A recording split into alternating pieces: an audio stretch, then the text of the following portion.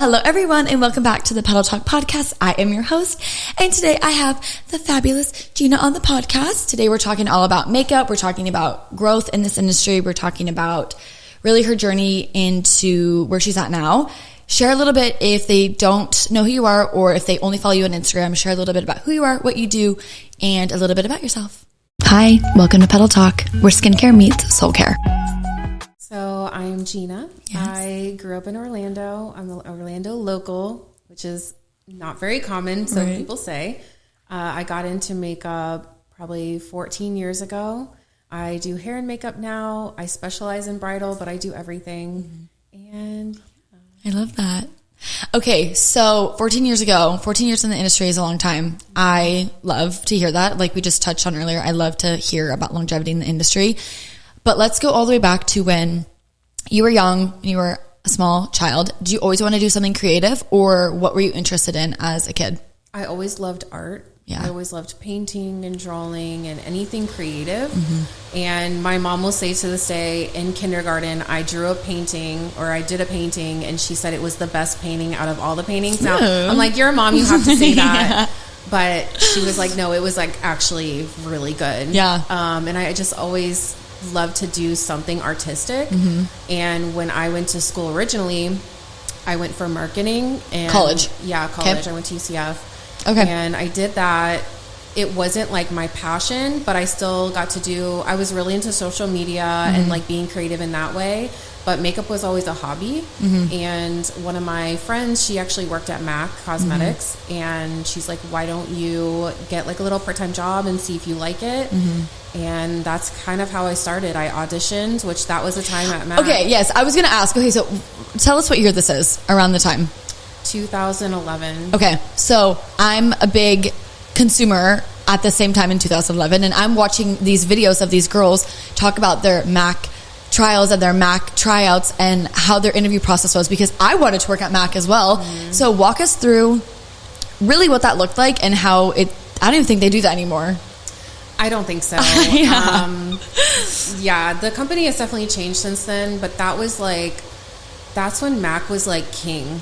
They were the true authority of the makeup industry. It was like MAC, a little bit of Clinique, a little bit of Lancome, but it was like all the big powerhouses. Like department store was king, right? Yeah. It was like your MAC counter, your whatever counter. But the MAC girls were the cool girls. The MAC girls were the only ones that mattered. The MAC girls were everyone's like envy. We were like the cool girls. Yeah. The cool, like, oh my God, it just, you had to be there. We were joking about this earlier, but these clean bitches could never, like, they literally just, you had to be there. It was just so awe-inspiring. It really, really was. So able to flex our artistry. And, you know, when I first went up to a MAC counter when I was in like middle school, you just see all of the eyeshadows and the lipstick colors. And the first product I ever bought was like a purple eyeshadow. Of course. Mine was my very first MAC purchase was MAC Ruby Woo. Yeah. Extra matte formula. I'm like, I would literally dry as hell. never chalk. I'm like, oh wow, that's crazy. But so the audition process it was a big thing. So I got called to a group interview, and I would say there was probably like 50 people. Yeah. And it was held at the Florida Mall Hotel in a big conference room. Yes. I'm like eating this up right now. Yes, reminding me of all these memories. We had to bring a model. Yes. And I brought a friend, and I was already like, I saw a YouTube video of somebody who kind of filmed like, this is what you should do. And my friend also prepped me as well on cleanliness, on how you like talk about the products while you're doing it. So anyway, did the interview, and at the last minute they say, okay, take your model and switch with somebody next to you. So you had no idea who the person was, what their skin tone was. And the educators and the trainers were walking around and just kind of like listening and hearing things. And so I got the job, and I started as a freelancer, and I did that for like 6 months. So I bounced around to different counters. Until Is that what freelancing meant? You just went to different locations? Okay. So whenever they had hours and they would have like special events, you would help out. Okay. So it wasn't like a guaranteed thing. Sure. And after like probably 3 or 4 months of that, I got a permanent position. And I worked for MAC for 10 years. I love that. Yeah.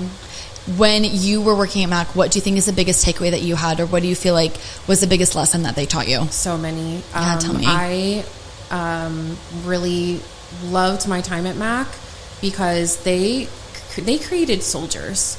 Literally. And icons, all icons. Just the artistry, the sanitation, the cleanliness, the customer service, the product knowledge. I mean, we went through drills and skills and certifications within the company that truly made us like, you know, standouts. Totally.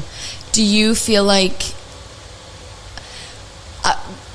my thought is, at the time, there wasn't a lot of makeup education. It was like MAC or like bare minerals kind of. Right. Or, you went to cosmetology school, which they teach you a little bit. Right. But like MAC, I feel like was the only brand that ever taught like artistry, not just like everyday makeup.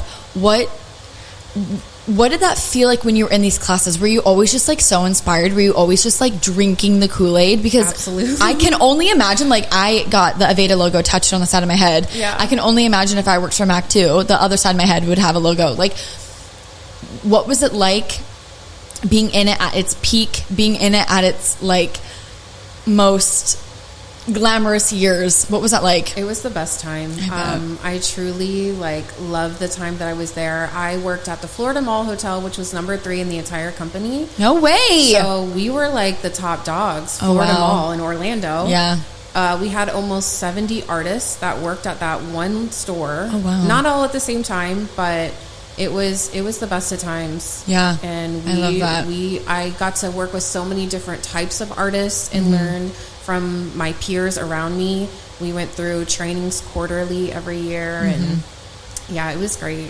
Where, like, to this day, are you still friends with anyone that you worked with at that time? I was going to ask, because I feel like when you go through things like that with people similarly in your age bracket or like interests as you become, you're like bonded for forever, because it's like a lot of work. Yeah. When you were working there, what was your kind of like demographic? What types of services were you doing? Were you doing like a lot of like proms, homecomings, or what did that kind of look? Or did you get to ever like flex your like colorful cut crease? Absolutely. Like? So everything was based on seasons. So whatever was trending for that seasons, and we would learn the season trends, and then based on collections that would come out. So we would, it made us like flex our artistry in that way, that we had to take a product and figure out how to use it. Yeah. And sell it to our customers. But we did a lot of prom. We did a lot of, whatever. Yeah. We did it. Yeah. But we had a lot to do a lot of makeup. Do you have one that stands out that was just like the most amazing experience, or like something that you just did such a good job? Or like when you think about all of your applications, like which one stands out to you the most? If you have one. I can't really think of any. I think it was more so the experience that I had at the company, and the industry events that we used to hold, which were like, the top industry events. There was one at Disney Springs for a holiday. Fun. Yeah. And there was literally like ballet dancers, and it was such a production. Oh my God. It was so fun. I'll always remember that. Yeah. It's so different now. Like makeup is just so different now in general. And I don't know why I started getting into makeup in similar like time frame between like 2012 is kind of the first time that I was like, oh, this is all I care about. Actually, this is like what I want to do. Why do you think the industry changed? How, like, what about it? Because it's not like that anymore. What do you think is the reason why the industry is so different now? Well, like you said, there was MAC and a couple other brands, which are all under Estee Lauder brand. Right. And all these indie brands started popping up. Yeah. And just kind of grabbed hold of the market that way, and it just kind of blew up. And then makeup artists started creating their own lines, and that became really popular. So, MAC did suffer in that way. Yeah. I'm still a MAC stan to this day. No, me too. Anyone says anything about MAC, and I'm like, yes, don't even come for me. I feel the same way. And I still have my favorites from MAC. My mom still uses MAC. Like obviously there's, you evolve, and that was like 10 years ago. There's things that I like more now and things like that. But I do hold a soft spot in my heart for a lot of their stuff, because it's like, that's what I was like raised on. I'm like, of course I'm like biased to that. Did you ever use Makeup Geek? No. Are you familiar? Do you know what I'm talking about? Marlena. Yes. Yes. So grew up in like a really small town. There was a MAC Cosmetics, but it was like a tiny, tiny counter far, far away. So I was an online shopper. I kind of had to be because it just wasn't accessible to me. Yeah.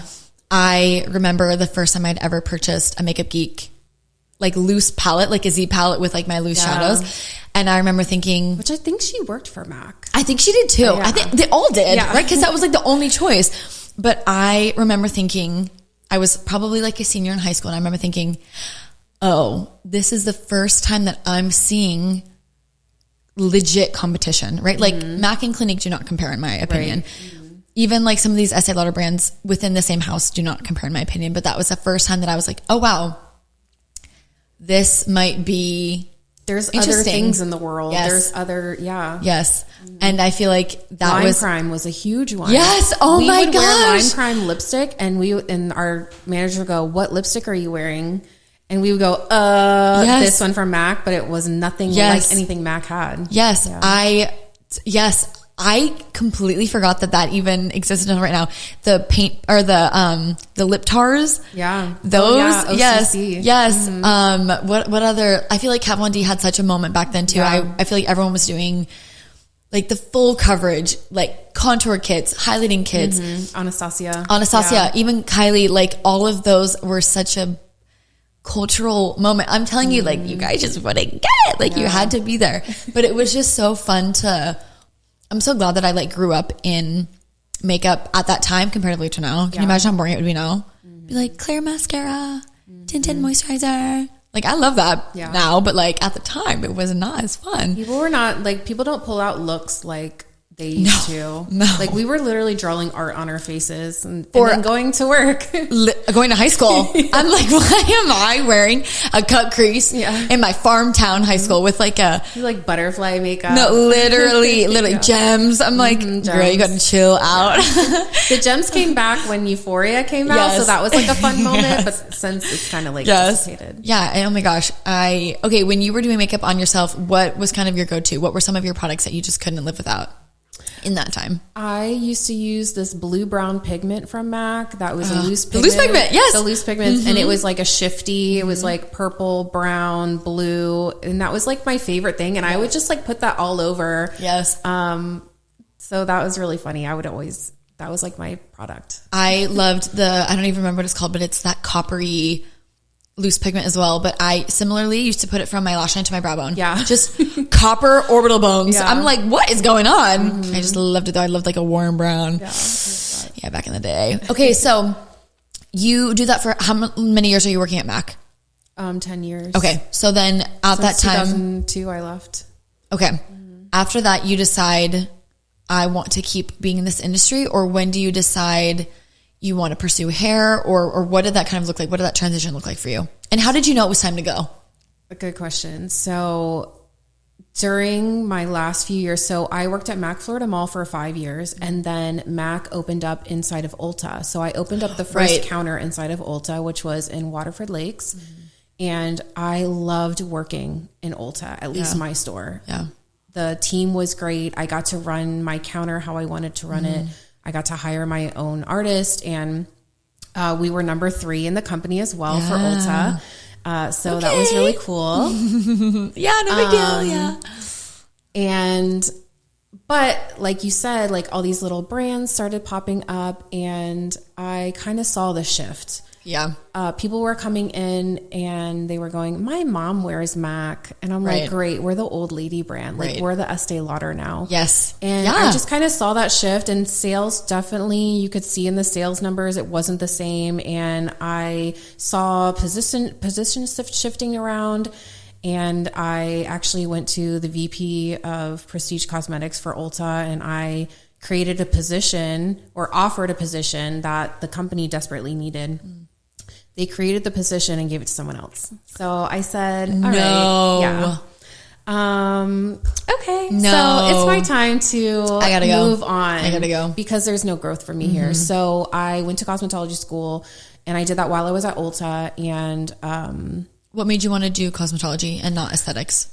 I saw this company who worked with Disney. They had Disney contracts, and they were doing hair and makeup for all these Disney productions, so production work. And I was like, that's so cool. And the girl that I knew that worked for them. She's like, well, you have to be licensed. And I'm like, oh, I'm not licensed. Right. So I was like, okay, cool. I'll go and get my license. Mm-hmm. So I did that. And then I worked for the company and didn't like it. So, but I was like, okay, I'll just do my own thing. And that it kind of gave me the glimpse of freelance world and being a contractor. Mm-hmm. So I started to build up my clientele while I was at Mac. And then I went from working full time, and then I was like talking to my executive. I was like, can I do 30 hours? She's like, okay. And then a few weeks later, I was like, can I do 25? Yeah. Can I do 20? She's like, it's time. It's time for you to go. Yeah. So she's like, that she was supportive, go, little bird. Yeah. She was super supportive. Doris, shout out to Doris. Shout out to Doris. So yeah. And then I just kind of grew from there. And once I left and started working for myself, I was like, damn, I should have done this so much longer ago. Like, I should have done this sooner. It's hard though. And especially hard. I can imagine like in that year, in that time frame, what year is this now that this is happening for you? 2022. Okay. There's a lot of options, right? Like I can imagine being like, oh my God, I'm terrified. Like it's a big jump to go from that stability of going to work, clocking insurance, pay time off. Yeah. I'm sorry. Health insurance, like all of the above, just not having to think about work 24/7, clock in, do your job, clock out. Yeah.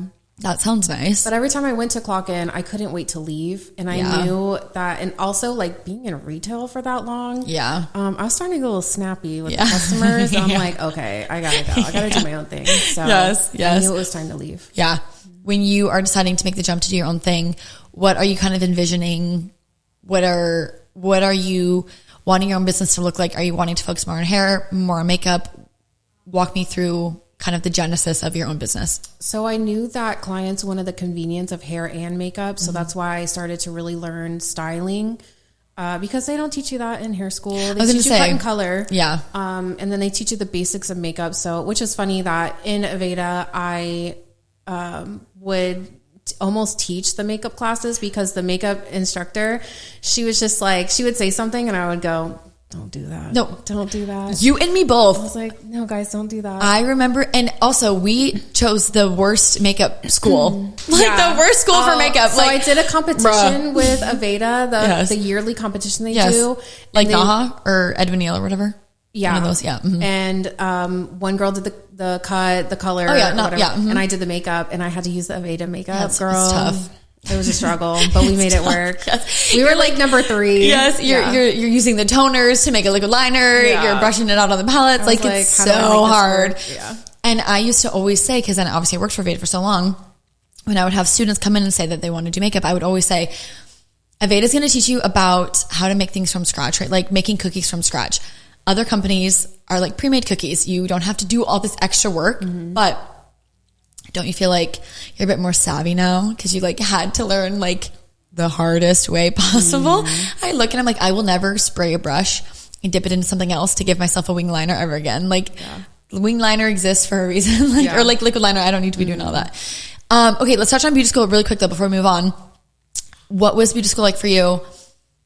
What did you like about being back into a school setting when you're a little bit older? We talk to a lot of girls and boys, but girls on the podcast who do it right out of high school. I started beauty school when I was 17. I was so young. Yeah, because I moved out early and I just wanted to do makeup. I wanted to do New York Fashion Week. I didn't care about anything else. So I can imagine you and I being in the same class. You're like this 17-year-old, like, shut up, sit on your hands. Yeah. What was it like for you being potentially not the oldest in your class, but like older than the most of the girls in your class? Oh, luckily there were people my age there as well. Yeah. So, which I bonded with them, but I was almost like a big sister to the other girls. And, it was nice because I could level with them when they were like so stressed out about something. And I'm like, girl, this literally doesn't matter. Yeah. Keep it moving. Yeah. And then in hair school, I made it, fun for me that I went on a Facebook group, like Women of Orlando. And I posted, hey, I'm a student at Aveda. Here's some of my work. Would love to have people in. So my books were stacked. I love that. So I kept myself really busy. So you have to, because otherwise you would just sit there and you were so bored in the day. Like we did 10-hour days. Yeah. So, that's how I made it through. But yeah, it's just, I love my educators though. They were really helpful. Yeah. Don't you feel like that same energy though of keeping yourself busy in school is what equates to a good stylist or esthetician in your real life? Yeah. I can't tell you how many times I have the same conversations with interviewers or the girls, or even on the podcast, of these girls saying when they're right out of school or when they're in school, oh, I'm not busy. It's 100% a reflection of your input into this business. Absolutely. You can make a ton of money. You can make no money. It all depends on how much you want to work for it.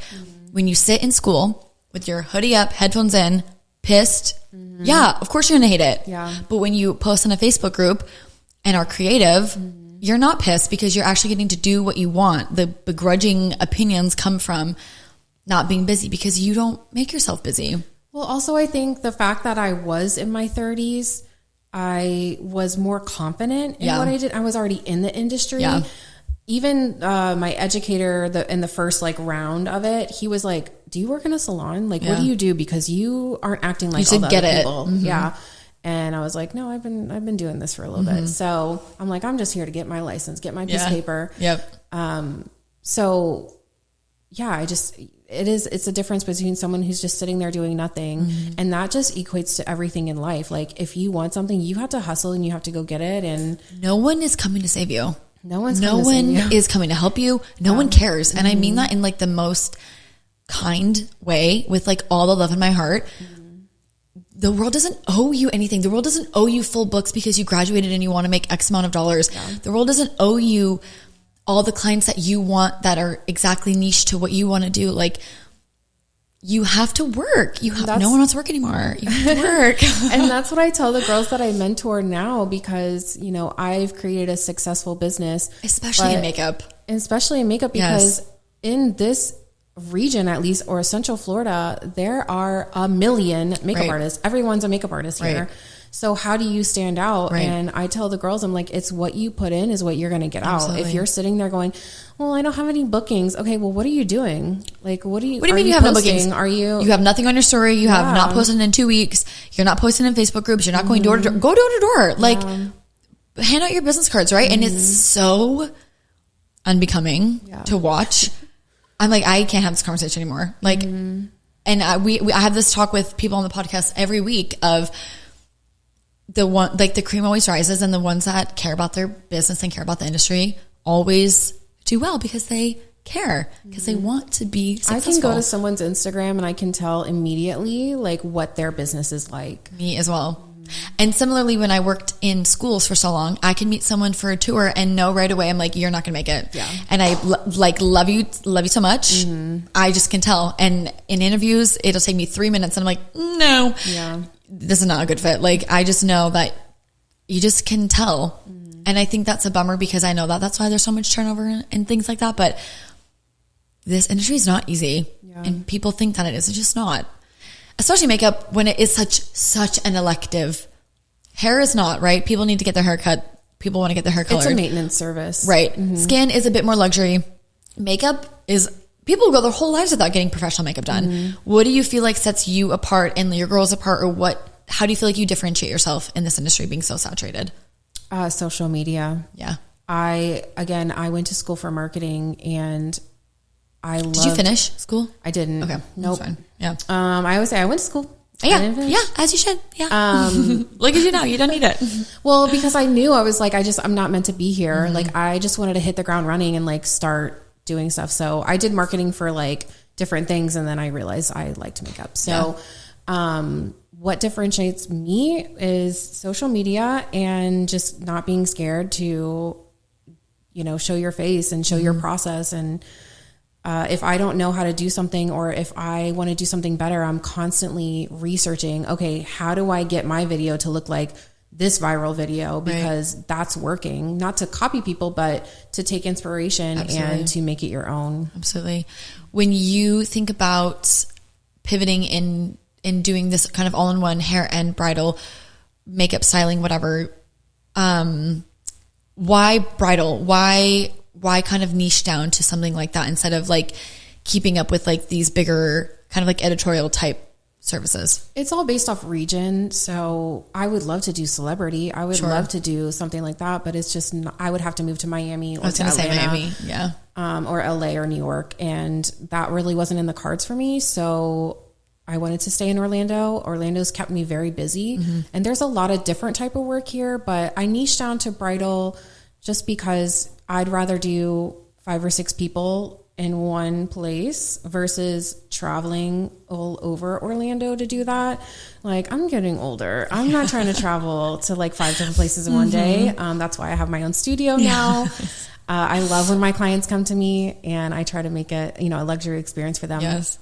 But yeah, that's why I niched down to bridal. And I love bridal. I love. Yeah. And I love the looks too. If I were to want to do like more editorial, I would probably like niche to that area. Yeah. There's so many different like avenues of makeup. And like celebrity makeup and runway makeup is completely different than bridal makeup, completely different than photo shoot makeup. So it was the type of makeup that I like to do. Yeah, I like that. When you talk about having your own suite, your own location now, what did that process look like? And when guests come in, you still go on site, or they all come to you? Walk me through what that looks like. So I wanted to like dip my toe into studio rental. So my lash tech at the time, shout out to Yazzie, she let me like rent a corner of her. She had this like wide open concept.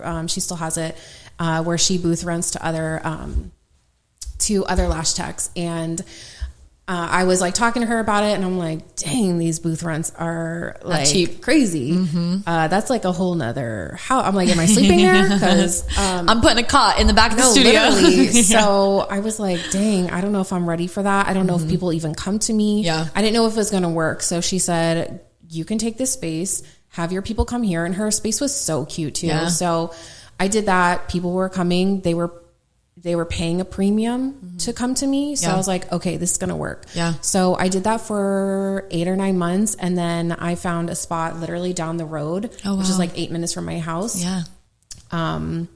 And it was like the perfect aesthetic. Yeah. And I've seen it on your Instagram. It looks cute. Yes. Yeah. I love. So I just rented that in July. Okay. So new. Okay. Yeah. Yeah. How are you liking it? No, it's awesome. Good. I'm like, anytime someone like books for the studio, I'm like, yes. Yeah. You're like, thank God. Yeah. Thank God. Easier for me. I have 2 parts. I want to talk about you mentoring people, and then I also want to talk about products and like what you're using, but I want to talk about mentoring first. What has that looked like for you, and how have you found these girls? How have they found you? What does that look like for you to kind of give back to the industry?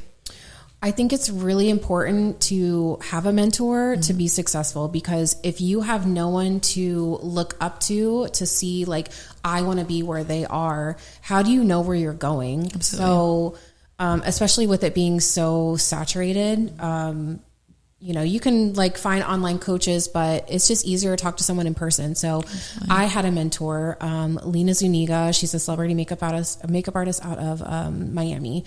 And just having that one-on-one time with her, and she's like, okay, Gina, what's going on this week? Tell me your struggles, tell me everything. And we were just able to like bounce off that conversation. That helped me so much. Yeah. So I know what it's like. And then also like, having artists when I was a manager at MAC and helping them grow. And, so they usually find me on Instagram or like word of mouth, like Girls in Orlando, cause I've been planted here for my whole life. Yeah. So, but you're literally born in Orlando. I was born, in Winter Park. Stop. That's so crazy to meet people that are literally born and raised. Why?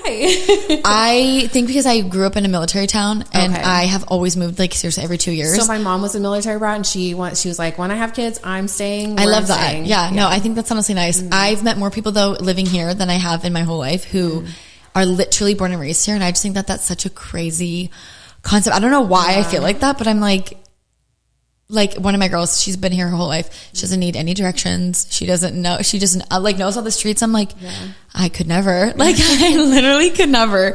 That's just so cool though, to literally grow with the community and watch it change so much. Like, I'm sure that's very cool. Since I started my business, it's so, as a service provider, it's so hard to leave. You have to start completely over. You're so right for that. Yeah. Yeah. And that's really scary. And I said, if I were to move anywhere, it'd probably be like Tampa. Yeah. So I just haven't had a reason to leave. Orlando's kept me really busy, and my family's here. So yeah, totally. Yeah. Can we talk about your personal life for 2 seconds? Sure. How has it been balancing now that you have your own business and you're really like on your own, balancing that in your personal life, what does that look like for you? Do you draw the boundaries like you're supposed to? Do you not text guests back until business hours? Like, what has that looked like for you? I wake up every morning and I choose my business. Oh. And for the last 2 years, my friends and family know that. And I'm trying to build something.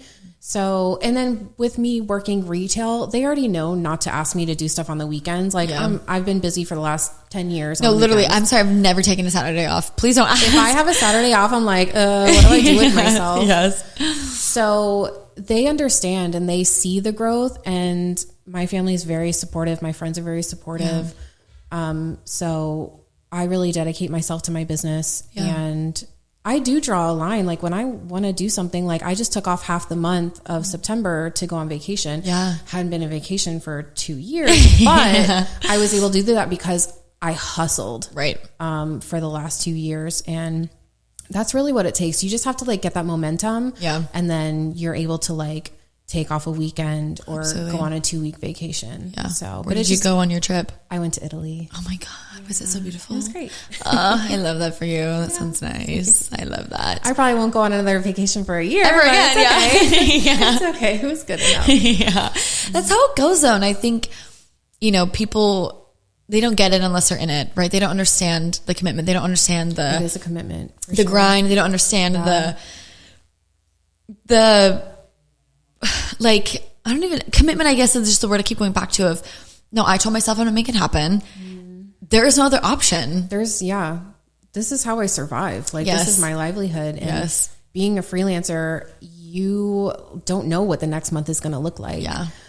It's funny because I was having a conversation with my dad, and I tell my parents a lot about the business, and this summer in particular was really slow. I think just because of the economy and I said, I don't know how I'm going to pay my bills next month. And he's like, what do you mean? And I'm like, I don't know. Hopefully it works out. He's like, I would be ripping my hair out. And then at the end of that month, and I was like, oh yeah, it's fine. I made it, because it ends up happening. But it does. So it's like that. And he's like, you live like this every month? And I'm like, yes, pretty much. And there is a lot of validity. I'm glad we're talking about this as well, because there is a lot of validity in, you have to be able to trust the process, and you have to be financially stable. Not even stable, but like literate.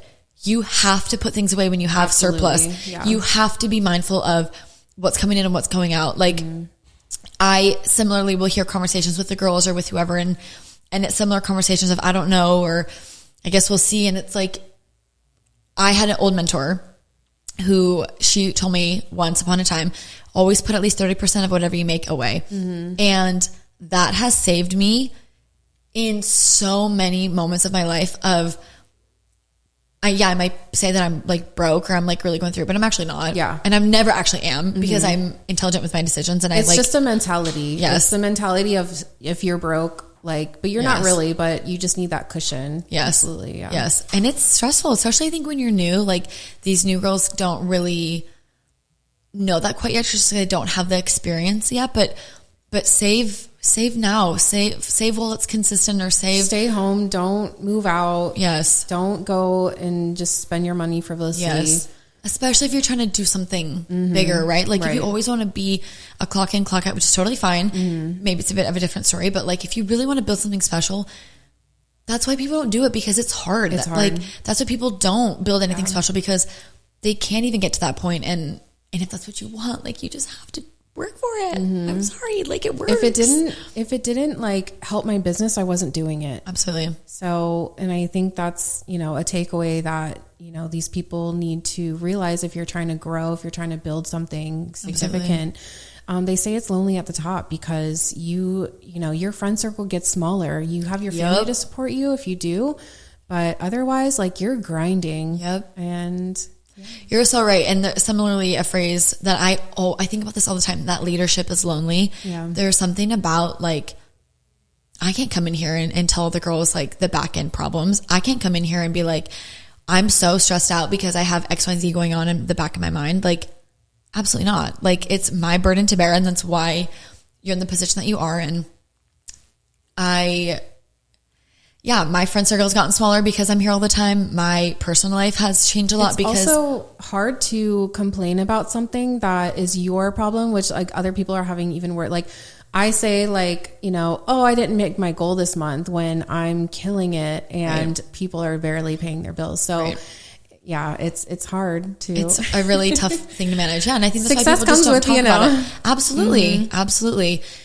And it's so worth it at the end, right? Like now at the end, you can think even at the end of the month and you're like, well, it'll never be enough for me though. It never is, right? And it's never comfortable. Like, don't be comfortable. That's why like, I know I should celebrate my wins, but it's hard because I'm like, cool. All right. Next thing. Like, what can I do now? Absolutely. What's the next step? Yeah. I totally get that.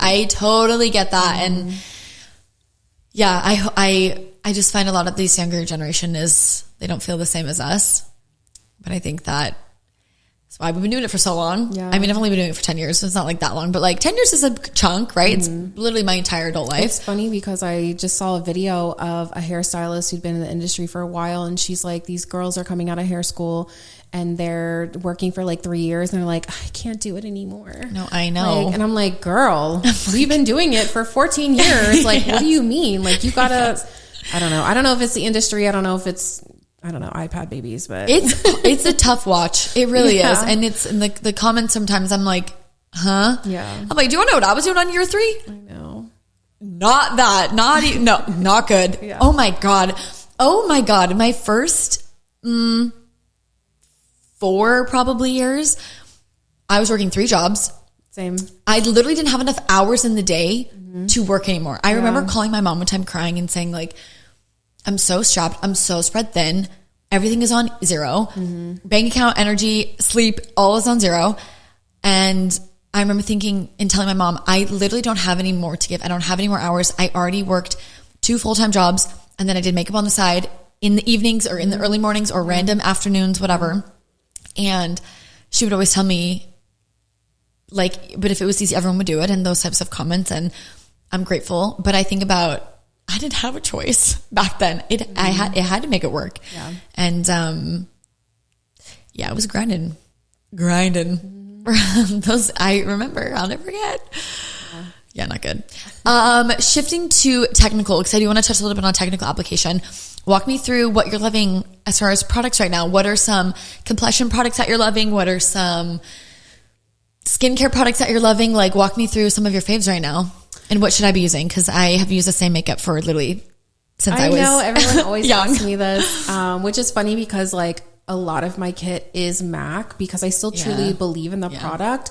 But I understand that, she's really not that girl anymore. So, and there are a lot of great products and I haven't experimented a lot, which luckily as a licensed professional, I get pro discounts.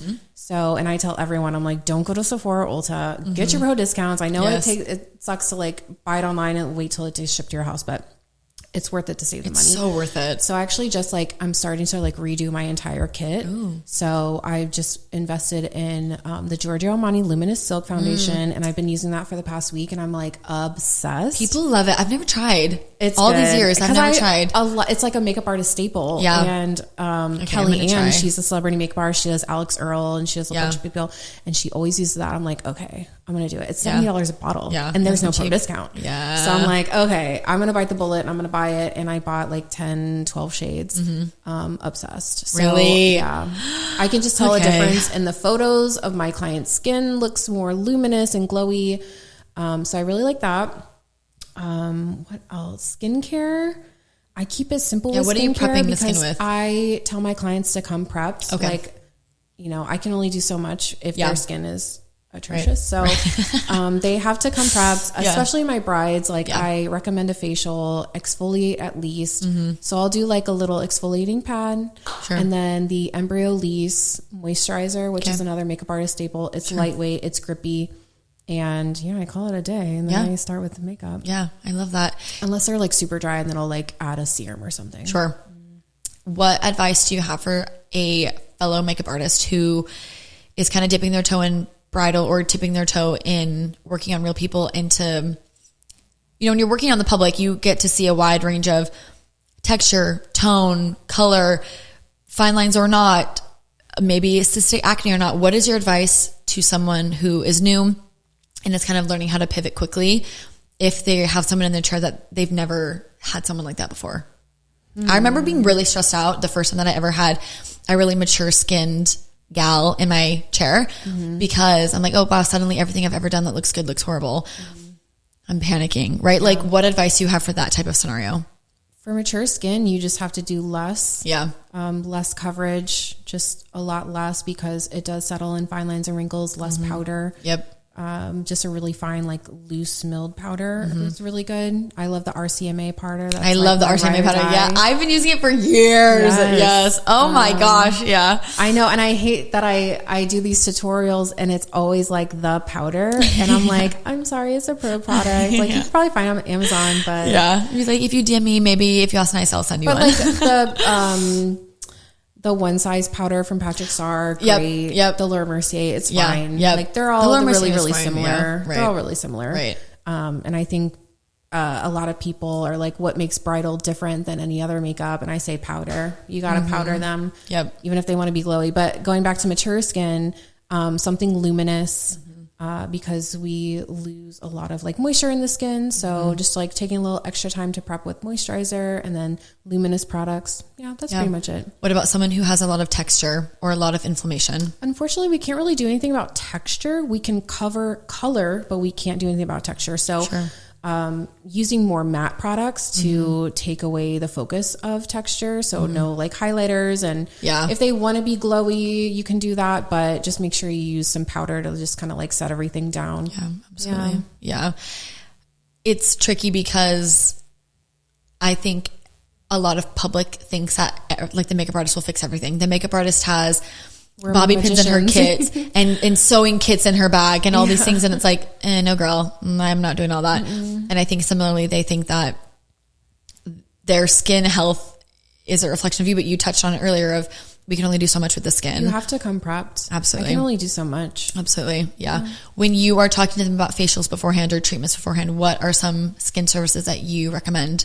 Yes. So I partner with Glow Getter Studio. And I tell my brides to go there and get either just like their Glow Getter facial or a hydrofacial. I was going to say hydrofacial is always something good. Hydrating and exfoliating. That's pretty much it. Yeah. Like it doesn't have to be anything crazy. Totally. Yeah. Yeah. I think that's always a good idea. We get a lot of brides as well, and it's a lot of hydrofacial talk. I just think they're the best in the biz for a reason. And I think that the prep it's easy. A hydrofacial is an easy right before the wedding. It's not going to be too invigorating. It's not going to fix 10 years of bad skin care, but you know, it'll help for the most part. Absolutely. Absolutely. Okay. This was so fun. My last question and my last thing I want to kind of touch on is, where do you see yourself in a couple of years? Where do you see yourself? What are your goals? Do you want to have a studio here and a studio in Miami? Like where do you see yourself? I'm just like still grinding, still hustling. And my goal is like achieve through the work that I do and really like the mentorship. I really want to do more of that. Yeah. I would love to like maybe not be like a coach because there's so many coaches. Yeah.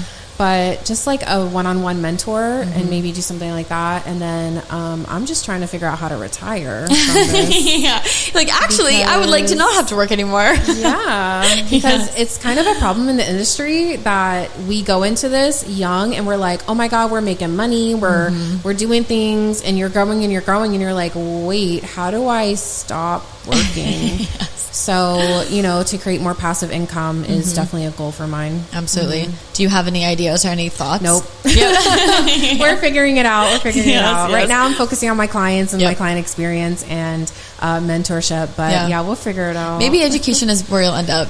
Always kind of circle back. Yeah. Education is a good place to land for a couple years. You know, and kind of, there's a lot on that umbrella. I really want to focus on education as well in the next couple of years. It's just so important to give back. And, you know, people like us are the reason that the industry does get better, right? Because we're realistic and we're not blowing just smoke up everyone's ass about, as soon as you're done with school, you're going to be busy, right? Like there is a duty, I feel like, with the people who've been doing it for more than like 10 some years to pour back in, because to make it to 10 years is not always that common. And A lot of people quit before they even make it. Oh yeah, like 2-3 years, and they're like, I can't do it anymore. I'm like, you didn't even try. They always say you're just like one client away from your big break. You're one job away. You're one day away. And you're one connection away. And I always am telling the girls this, like, it's about connection, asking for the referrals, build a community, asking for the Yelp reviews, asking for the pictures on their stories. Like, we see so many